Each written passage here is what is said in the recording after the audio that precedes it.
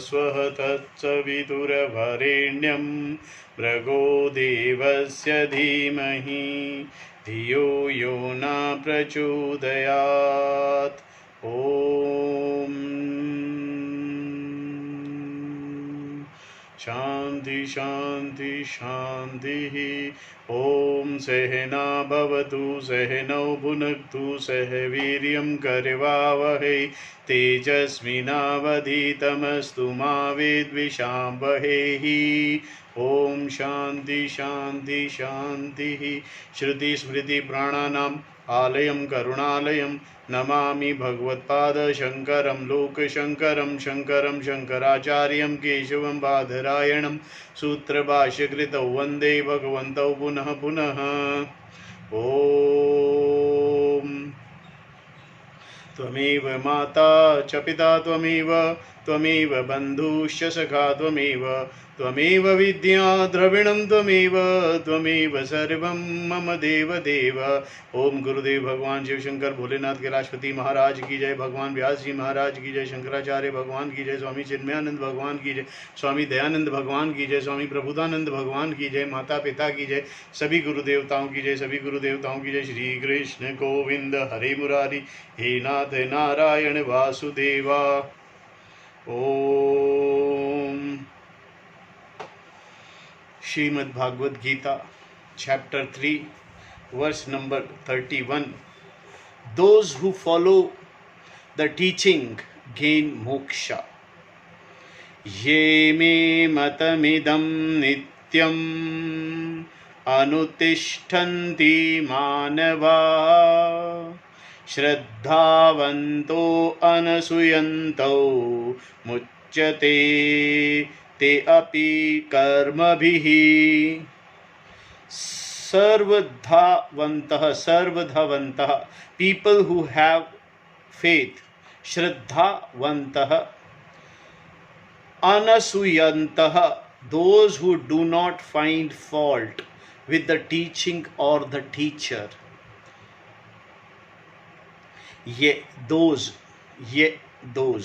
manavah people, me my, idam this, matam teaching, nityam constantly, anutisthani follows, they api to, karma bihi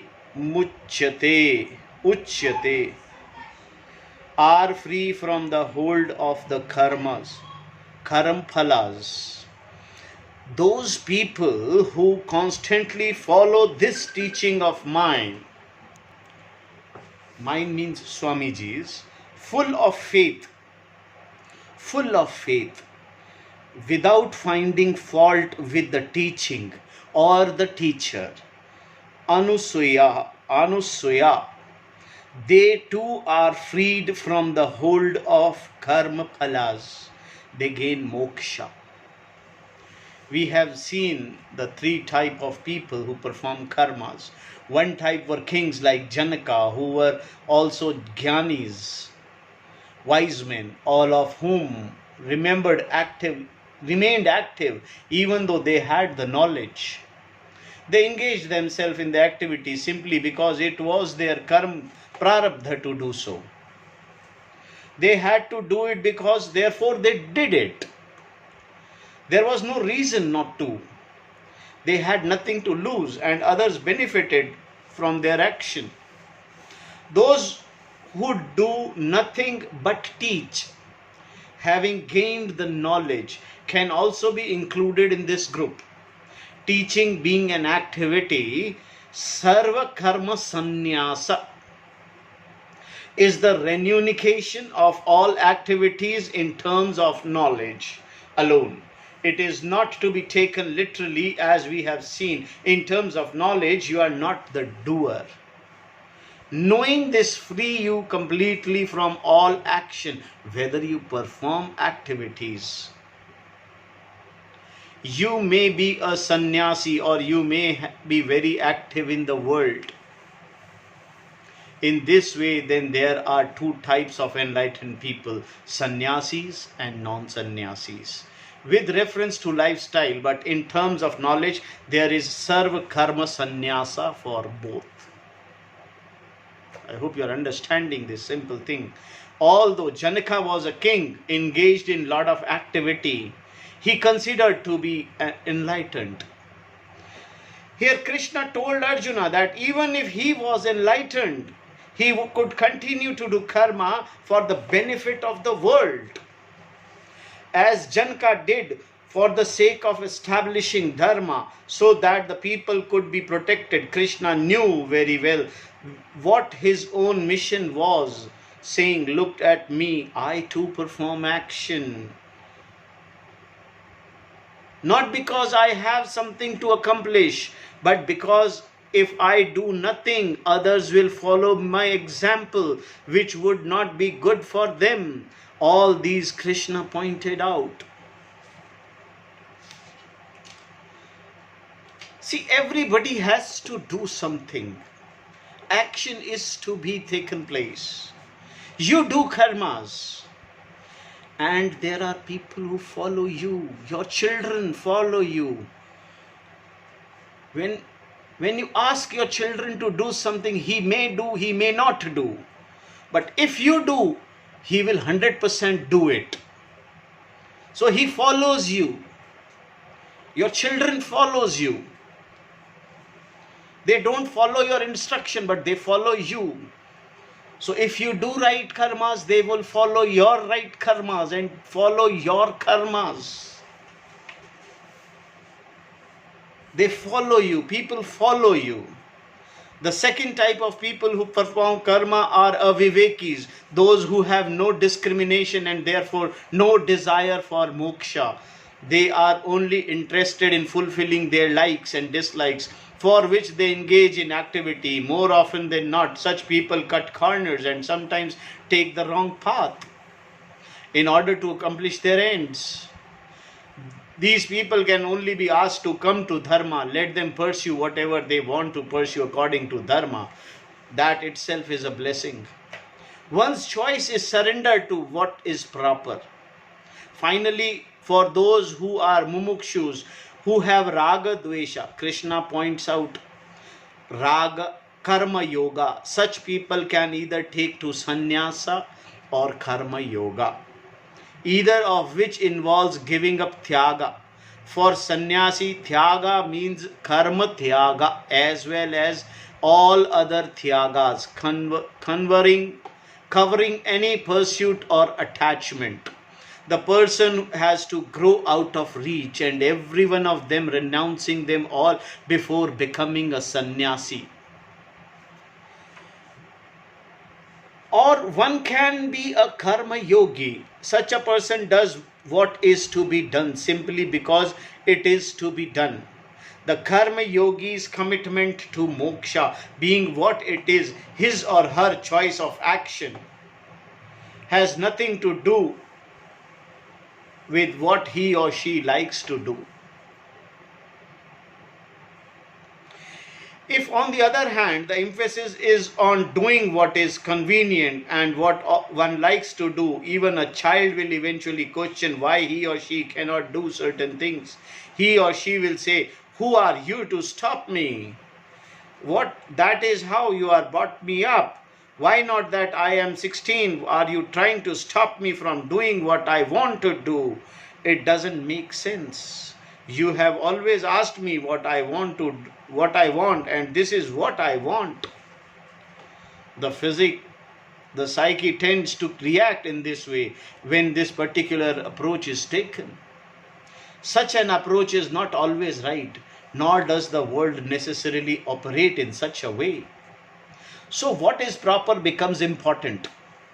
To do what is proper may involve sacrifice in terms of your own pleasures, your own likes and dislikes, unless you give them up. It is impossible to always do what is to be done, karthavya. Therefore, propriety,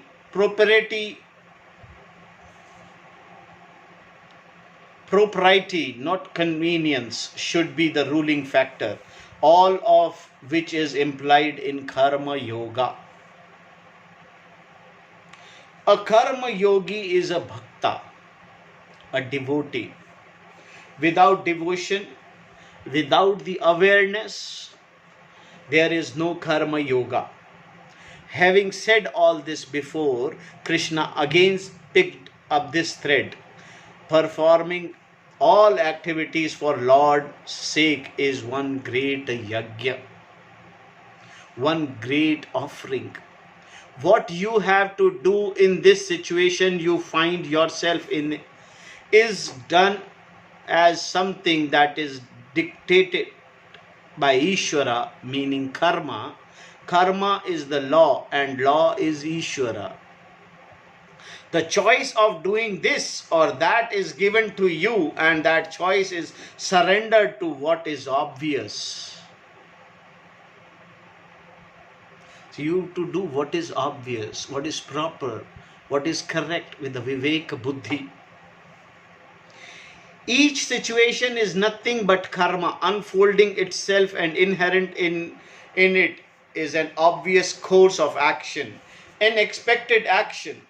This is what you do because this is how you have placed yourself based on your own past action. And whatever are the results of the action you perform, you simply receive them as prasada. The verb in this verse is anutishtanti,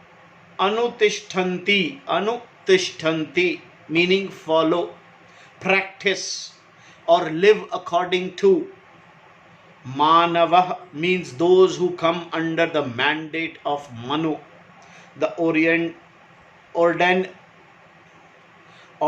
of the law, that is Ishvara, in other words, all human beings. And how long do they live this way? Nityam, always. This is not just a morning or evening practice, nor it is a Monday, Friday or Sunday practice. It is a constant practice. And what is it that is practiced? What do the people follow? They follow what was said by Krishna, his vision, me matam. This particular sadhana, karma yoga, and they follow it properly with shraddha, shraddhavantah anusuyantah, and with no intolerance towards the Lord, his vision or karma yoga that he has advised as means for gaining liberation, moksha. Shraddha is the shruti, as a pramana is necessary. The Shraddha mentioned in this verse is looking upon the word of Shastra, the Vedas, as unfolded by the teacher as true. Whether one understands these words to be true or not, one at least accept them in good faith. This Shraddha extends to the word of the Gita as well. Since the Gita does not say anything other than what is said by Veda, the English translation of Shraddha is faith. Shraddha is operative when, even though these scriptures may seem to be contradictory according to your perception, they are not exactly. You accept them and inquire into their message. Shraddha grounds you disposition, the attitude necessary for further pursuit. When you look at the Shastra in form of sentences, you derive a certain meaning from it. Based on what you already know, only on the basis of what you already know can you absorb or understand any sentence. In fact, in other words, you do not understand more than what you already know. What you will understand of Shastra is determined by where you are coming from and where you are right now. Based on your past experience and present understanding, there is a predisposition to what a sentence can reveal to you. Therefore, when you look at a sentence that was a new message to give, what can it give you? Can the intention behind the sentence be understood? The intention of a sentence is important in communication. When someone forms a sentence, the person has intended meaning to convey, and that meaning is what you should receive. Sometime, however, the words spoken to do not convey the intended meaning of the speaker, and even when the intended meaning is clearly conveyed, it is anyone's guess whether the listener or the reader will pick it up. This is especially true if the message is unlike anything that listener already knows, whereas if the message is similar to what he or she knows, it is much easier for the person to pick it up. Using the knowledge one already has, the person can go further in one's understanding of what is being conveyed. But if the message is entirely dissimilar, meaning that it is against everything the person has so far concluded about himself or herself and the world, it is not even mind-boggling. It is simply sounds silly. However, can everything be one when all I see are different? To say that these differences are false, that everything is mithya, when so much of what is experienced is tangible, the walls, physical bodies, objects, even microbes that bother me so much, make no sense whatsoever because everything seems to be so real. This is because the word mithya is not properly understood, nor do the various translation helps. One will translate mithya as false, another as illusion, and still another as delusion. To say the word is any of these does not agree with my experience. To say the word is an illusion is itself an illusion. The very concept is an illusion. If you consider the world an illusion, where does that leave you? Are you not in the world? And since you are, does it mean that both you and your statement are an illusion? If the one who talks is an illusion and that which is talked about is illusion, then talking also is illusion. This being the case, everything becomes satya because the one who talks and what is talked about belong to the same category. If everything is illusion, where is satya then? Thus, you can call everything satya, or you can call it illusion. In Buddhism, everything is mithya, and therefore mithya is satya. To say everything is mithya means everything becomes satya. Therefore, words like illusion, delusion, and so on simply do not convey what is intended unless there is an understanding of what satya is and what mithya is. To appropriate their meaning, you must know Vedanta, which means you must know what the statement Tat Tattvam Asi means. And unless you know Tat Tattvam Asi, you will not understand Tat Tattvam Asi. Thus, we have an understanding paradox here. If you already know Tat Tattvam Asi, you need not study Tat Tattvam Asi.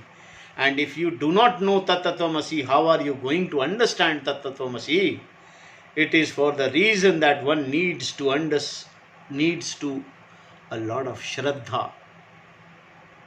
And teacher who is well established in the knowledge, it is not simple matter. To study Vedanta requires shraddha. Otherwise, it will have no meaning whatsoever. Vedanta can never be the subject matter of academic pursuit because it is based purely upon shraddha. The shraddha is in Shastra as pramana, for which supporting logic is given. Only when Vedanta is looked upon as pramana, a means of knowledge, does it have a value, otherwise it has none. Even I say Vedanta is pramana, you have no way of proving that it is not a pramana, because one pramana cannot be dismissed by another pramana. This is because for pramana to be dismissed by another pramana, it should be written in the scope of other pramana. what particular pramana makes you know is not available for verification or dismissal by another pramana. For example, when I see an object as yellow, it is really blue. Only the eyes can disqualify what I saw wrong. I may still see the object in same way, but the eyes alone have to say, not the ears. That is not yellow, it is blue. Due to some problem in the eyes, I may not be able to see it as blue. No other pramana has a scope. I can hear yellow color. Somebody can tell me it is not blue, it is yellow. But it is not pramana. Pramana will be from my eyes. Once pramana is accepted as an independent pramana, then it has to prove itself as pramana, as means of knowledge. For it to do so, have to give the pramana a chance. If you do not give the pramana a chance, you should not talk against it. You cannot establish what a means of knowledge is not a pramana just by talking about it. This is an unreasonable position to take, and a person who knows it as a pramana will have no interest in refuting such stance. You have not allowed the pramana to prove itself to you. A reasonable stance can only be taken after you have analyzed the pramana and worked with it, but you can only do this if you accept it as pramana in the first place. And to do this requires shraddha. Therefore, when you work with it with shraddha, it works. Only then can it prove itself. You must have shraddha in the Shastra first. Then Shastra will prove itself. First Shastra proves itself and then you have Shraddha is not possible. The Pramana says you are not Jiva, an individual. That individually is just a notion. It says you are Param Brahma, a statement that is not something to be simply swallowed. It is to be understood. Because the pramana is saying something desirable. What basis do you have for any objection? None. Since the pramana says you are Brahman, then until you see that you are Brahman, you should work with it. You should have shraddha. Then pramana will prove. You have to have shraddha with the Shastra, which says you are Param Brahma. You have to accept it with shraddha. If you see that you are Brahma, there is no problem. And if you do not, on what basis can you say you are not Brahma? You can only say Vedanta says I am Brahma, but I don't think I am. And beside other people tell me I am an idiot. This seems to be more reasonable to me because it seems to be true. When that is said by pramana is desirable, you are the whole, you are the Brahma, then you have to go for it. No one needs to tell you that you are not Brahman. This you knew long ago, that you are not Brahman, in not something that you have to be taught by scripture or religion, prophets or masihas. The Shruti is not telling you something you already know. It is telling you something you do not know. It says you are Brahman, which is something desirable. To hear that you are the whole is definitely not undesirable, because the whole is exactly what you want to be. This is what you have been searching for. Wholeness. Behind all your pursuits is the conclusion that you are small, and it is from that conclusion that you seek to be free. The Shruti tells you that you are already free from being small. Therefore, you have no basis for saying that what the Shruti says is wrong. You cannot prove that you are not Brahman. If you could, then Brahman would be within the scope of perception and inference, which it is not. Perception and inference are the means of knowledge. available to you. The subject Atma, whose essence is Brahman. Atma is Brahman because Atma is not an object to be known by perception or inference. You cannot prove that the self is not Brahman. This is why Shraddha in Shruti as Pramana is necessary.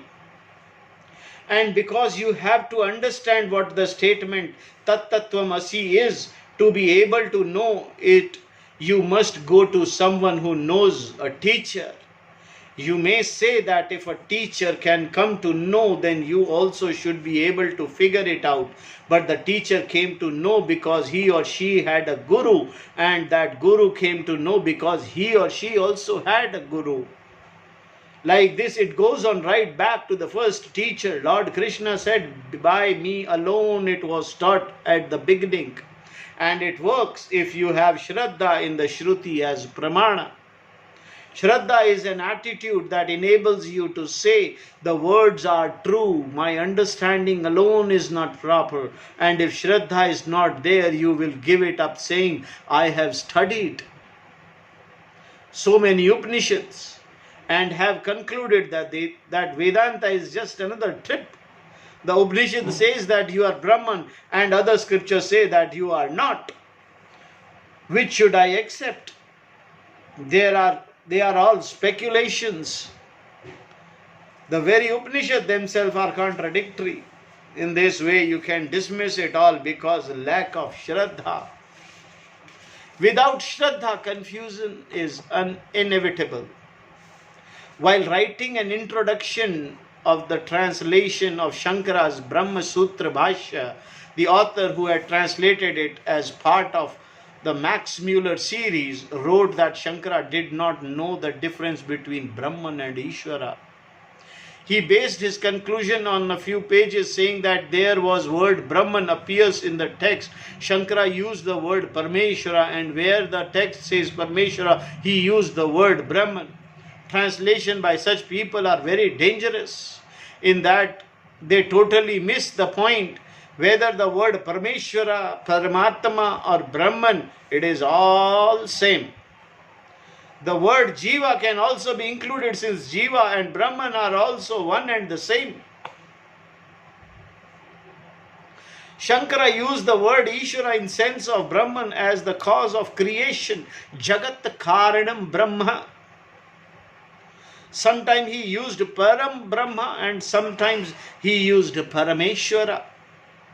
The meaning in the same, as he explained very clearly. He used Brahman in the way he did because that is how the Shastra used it. The word Brahman is like that. Parameshwara is Brahman. Brahman is Parameshwara because he is the cause of whole Jagat. Jagat Karanat Tvat Brahma. Brahma Iva Parameshwara. When you accept the Pramana with Shraddha, you do not dismiss what it says. Rather, you doubt your understanding of what it says. Because Arjuna had this attitude, he did not tell Krishna that his words were contradictory. He merely said that they seem to be contradictory. This is what is meant by Shraddha. And you need it all the way. Because moksha is in form of knowledge, you require Shuddha Antakaran, a proper mind. And for that you require Karma Yoga, which is based upon Shraddha. In sense that you want to know that you are Brahman, because this knowledge contained in the Shastra, you have Shraddha in the Shastra as means of knowledge, a Pramana. The people mentioned in the verse under study have this Shraddha, which is why they are called Shraddhavantaha. Those who have Shraddha are also described as Anusuyantaha. To understand the meaning of this word, there are two Sanskrit words we need to look at. Asuya and Matsarya. Matsarya can be translated into English as jealousy.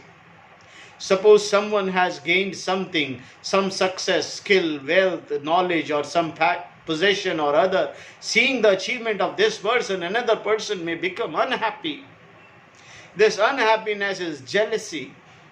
In Sanskrit it is paraphrased as parotkristam drastava Jayamanah santapa matsaryah. The words Jayamanah santapah describes this jealousy. Santapa meaning sorrow, sadness, some affiliation or uneasiness in the mind. Everybody has this jealousy.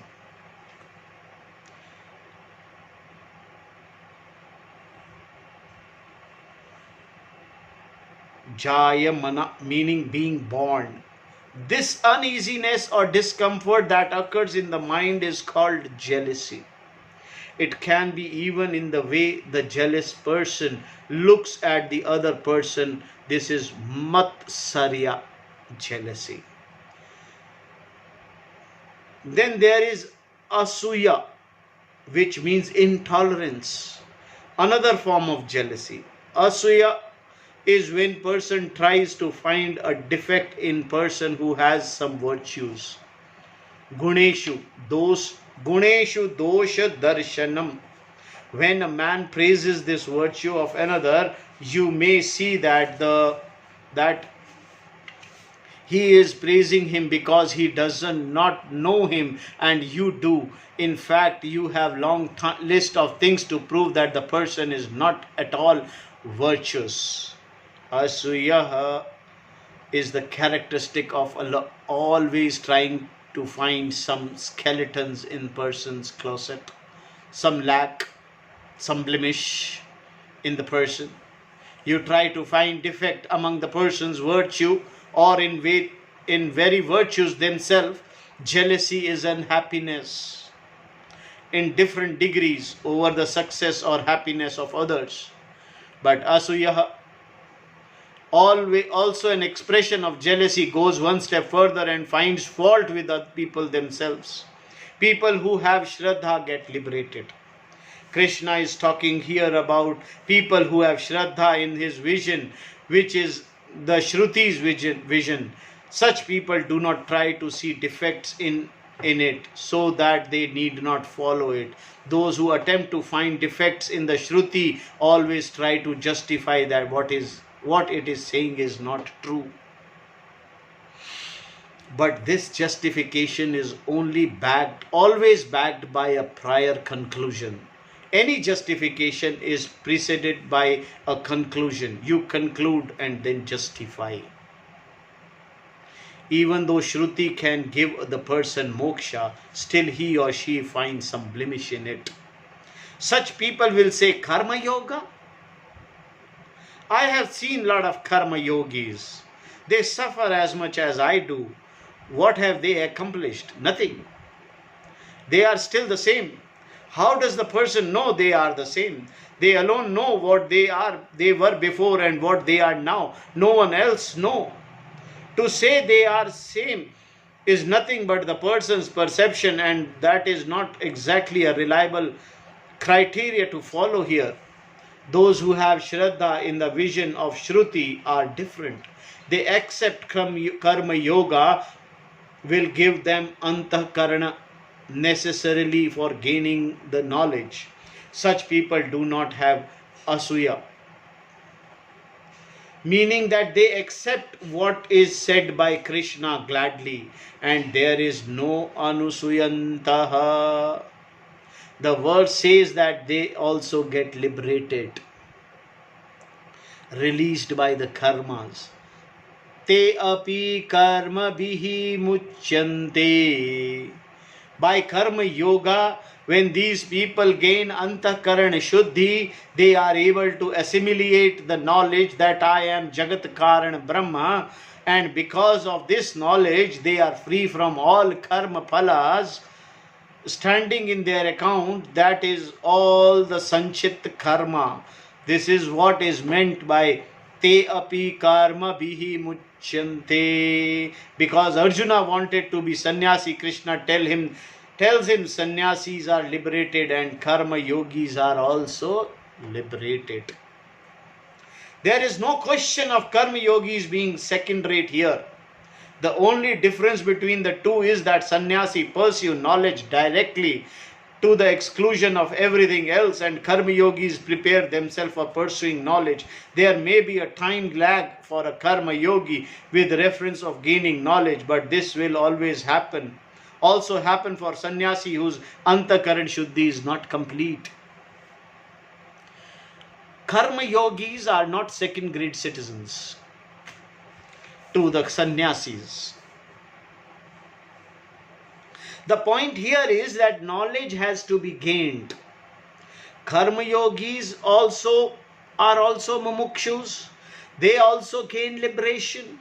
Liberation is not gained by sannyasa alone. Without giving up karma, karma yogis as well as sannyasis are liberated from all karmas. Thus the word api when taken to mean also can create confusion, whereas when it is taken to mean as well, there is no confusion at all.